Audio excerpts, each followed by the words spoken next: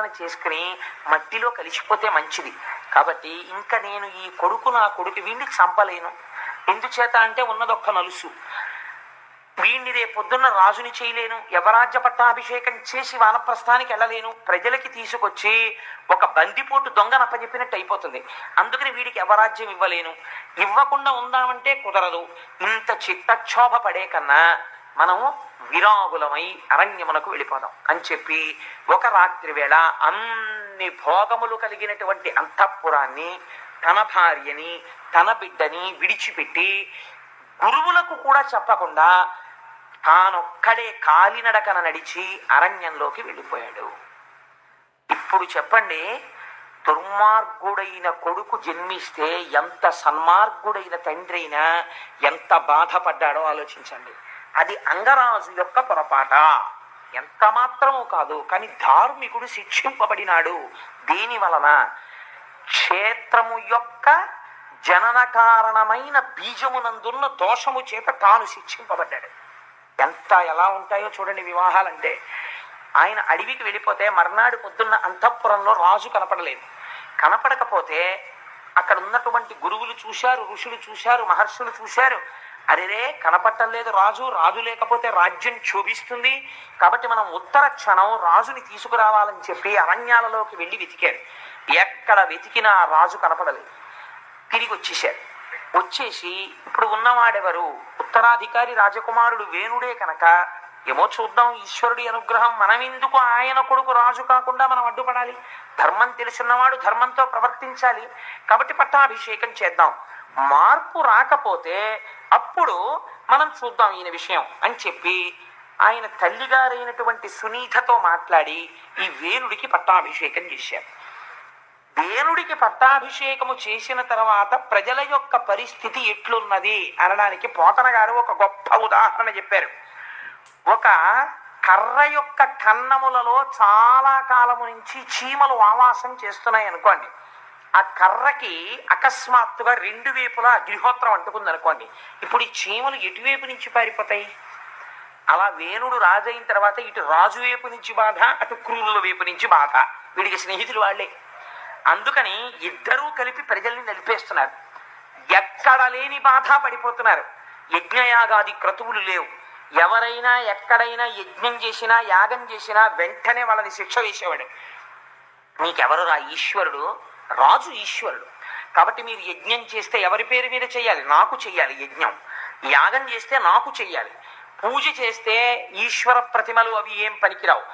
అందరూ కూడా వేణుని యొక్క చిత్రపటాలని ఇంట్లో పెట్టుకోవాలి, ఆయనకే ఆరాధన చెయ్యాలి. ఇదొక వెర్రి. అందుకని చెప్పి నాకే పూజలు చెయ్యండి అని తనకే ఒక పూజా విధానం నిర్మించేసుకుని ఉంటుంటాడు. ఇటువంటి బోధ మొదలుపెట్టాడు. ఎక్కడ యజ్ఞయాగాది క్రతువులు లేవు. యజ్ఞయాగాది క్రతువులు లేకపోతే ఏమవుతుంది మీరు ఆలోచించండి. మీరైనా ఒకటి ఆలోచించండి. నేను ఓ ఉద్యోగం చేస్తున్నాను. ఓ ఉద్యోగం చేస్తే నాకు 12 నెలలు అయ్యేటప్పటికీ సంవత్సరంలో ఏదో కొంత జీతం వస్తుంది. వస్తే నిర్దాక్షిణ్యంగా నాకు జీతం ఇచ్చిన ఆఫీసర్ ఎవరో, ఆ జీతం ఇచ్చిన ఆఫీసర్ గారే ఒక ఆయనతో లెక్క కట్టిస్తారు. ఈ కోటేశ్వరరావుకి ఎంత వచ్చిందా 12 నెలల్లో అని. ఇంత వచ్చిందండి ఈయన జీతం. ఈయన ఆదాయపు పన్ను అని ఇంత వచ్చినందుకు ఇంత ట్యాక్స్ కట్టాలి, కోసి ఆయన జీతంలో అంటాడు. అప్పుడు నేను అది కట్టేటప్పుడు సంతోషంగా కట్టేయాలి. ఈశ్వరుడు నాకు ఇన్కమ్ ట్యాక్స్ కట్టగలిగినంత అదృష్టాన్ని ఇచ్చాడనమాట. అదొక క్రెడెన్షియల్, అందుకని కట్టేయాలంతే.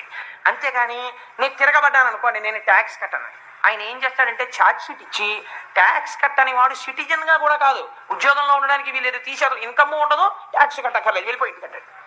కాబట్టి ఏమవుతుంది? మొత్తానికి మొదటికి మోసం వస్తుంది. యజ్ఞం చెయ్యడం యాగం చెయ్యడం అంటే ఏమిటో తెలుసా అండి? అందుకే అది ఒక్క మన ధర్మంలోనే ఉంది. అగ్నిహోత్రానికి నీకు ఈ అనుగ్రహం అంతా ఐశ్వర్యం అంతా ఎక్కడ నుంచి ఏ దేవతల వలన వస్తోందో ఆ దేవతలకి కృతజ్ఞత చెప్పుట. అందుకని మీరు మళ్ళీ హవిస్సు తెచ్చి అగ్నిముఖంగా వాళ్ళకి కృతజ్ఞత చెప్తారు. కృతజ్ఞత చెప్తే దేవతలు సంతోషిస్తారు. సంతోషిస్తే అందరూ సంతోషంగా ఉండేటట్టు లోక కళ్యాణకారకమైనటువంటి ఐశ్వర్యమును కురిపిస్తారు. ఇప్పుడు ఆయన ఏమంటున్నాడు? యజ్ఞయాగాది క్రతువులు చెయ్యవద్దంటున్నాడు. ప్రజల్ని పీడిస్తున్నాడు. ఇప్పుడు కోపం ఎవరికి వచ్చింది? భూదేవికి వచ్చింది. ఎందుకని? ఇక్కడే రహస్యం అండి. ఒక నామం ఒకటి ఉంది, అది శివనామాల్లో ఉంటుంది. విష్ణు సహస్రంలో ఉంటుంది. శర్వ శర్వ శివస్థాను భూతాధిర్నిధిరవ్యయ. శర్వుడన్న పేరు శ్రీ మహావిష్ణువుకు ఉంది. శర్వుడన్న పేరు పరమశివుడికి ఉంది. శర్వాణి అన్న పేరు పార్వతీదేవికి ఉంది. శ్రీదేవి అన్న పేరు శ్రీ మహావిష్ణువు యొక్క భార్య అయిన లక్ష్మీదేవికి ఉంది. శర్వుడు అంటే చితి రూపమూర్తి, భూమి రూపంలో ఉంటాడు. మీకు ఏ ఐశ్వర్యం కావాలన్నా భూమిలోంచే వస్తుంది. తినడానికి తిండి భూమిలోంచి, మొక్కజొన్న పొత్తు తిండిలోంచి, కాఫీకి కావలసిన కాఫీ గింజలు భూమిలోంచి, పంచదార చెరుకులోంచి, ఓ కారు ఇనుము గనిలోంచి, కారు నడవడానికి పెట్రోలు భూమిలోంచి, ఏది కావాలన్న ఓ బొగ్గు భూమిలోంచి. ఇప్పుడు శర్వుడి నుంచి శర్వాణి వస్తుంది. ఈ ఐశ్వర్యం ఎందుకు ఇవ్వాలి ఈశ్వరుడు? మీరు యజ్ఞయాగాది క్రతువులు చేస్తే సంతసించి ఇవ్వాలి. భూమాత అనుకుంది వీళ్ళు తమకి తింటున్నారంతే, కృతజ్ఞత లేదు, యజ్ఞయాగాది క్రతువులు లేవు, కాబట్టి నేను ఓషధీ శక్తిని ఉపసంహారం చేస్తున్నాను. ఎంత గొప్ప మాటో చూడండి. ఓషధీ శక్తి అంటే ఏమిటో తెలుసా అండి? మీరు ఒక వడ్డు గింజని పట్టుకెళ్ళి భూమిలో పెడతారు. పెడితే మీరు ఏం నమ్ముతారు?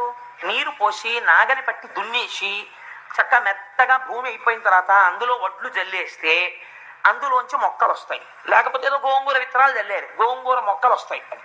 సపోజ్ గోంగూర రావడం మానేసింది అనుకోండి, మీరు ఏం చేస్తారు? వ్యవసాయ అధికారుల్ని తీసుకొచ్చాయా ఏంటంటే ఇక్కడ ఏం పండట్లేదని అడుగుతారు. అసలు దేశంలో ఎక్కడా పండడం మానేసింది అనుకోండి, విత్తనాలు చల్లినా రావట్లేదు అనుకోండి, అప్పుడు అది ఏదో పెద్ద డిఫార్మిటీ కదండి, ఏదో తేడా వచ్చేసింది. భూమిలోంచి రావట్లేదు.